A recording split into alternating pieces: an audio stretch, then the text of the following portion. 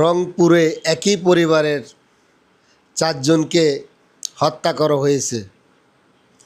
Police আইনশৃঙ্খলা বাহিনী 2 জনকে হত্যাকারী হিসাবে চিহ্নিত করেছে।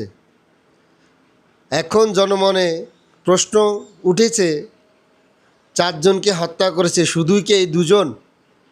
এর পেছনে কারা আছে তদন্ত করে বের করতে হবে।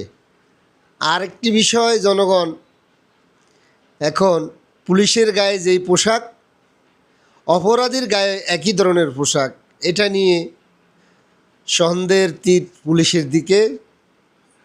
মাত্র 2 জনকে ধরা হলো, এর পিছনে আর কারা আছে তাদেরকে ধরে সুষ্ঠু তদন্তের মাধ্যমে বিচার করতে হবে।